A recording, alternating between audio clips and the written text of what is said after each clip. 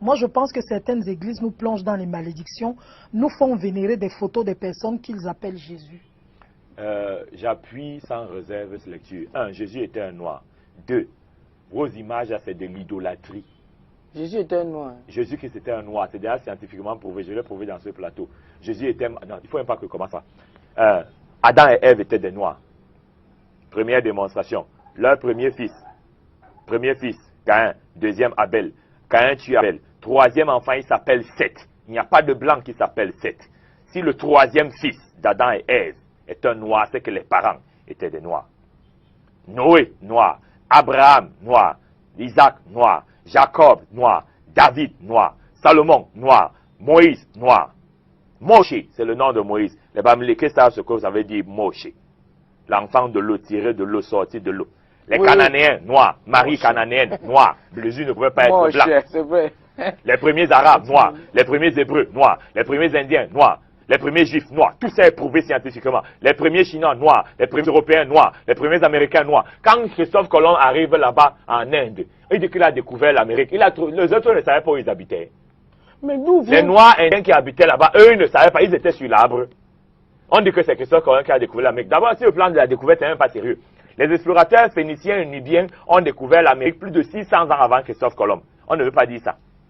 Les premiers habitants de l'Europe sont des Noirs. Les premiers Français sont des Noirs. Les premiers habitants de la Chine sont des Noirs. Ceux qui ont créé les armes martiaux, ce sont les Noirs. Les hiéroglyphes sont la version anglaise ancienne du chinois écrit que vous voyez aujourd'hui. Mohamed même, si on veut entrer dans le même alignement, Mohamed, noir, sa mère était d'Abyssinie. L'Abyssinie, c'est en Afrique. La Libye n'est pas en Europe. Et puis le pape Jean-Paul II, moi je cite rarement les choses catholiques parce que je suis gentil. Mais Jean-Paul II était de très bonne foi. Il est venu demander ici au stade Omnisport de Douala que chez vous, une femme mariée, quand elle a des problèmes, elle va où? On dit dans sa famille. Il dit que, mais pourquoi quand Marie a vu qu'on voulait tuer son enfant, elle allait en Égypte? Elle était où à votre avis?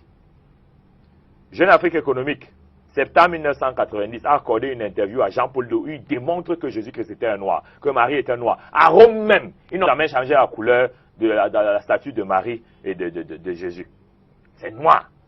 Mais donc on souffre de mensonges scandaleux, multiples, variés et divers. On a blanchi tous ces gens, pourquoi? Les premiers livres de la Bible sortent d'où? De la bibliothèque d'Alexandrie. Les 5 premiers livres. Alexandrie, c'est où? C'est en Égypte.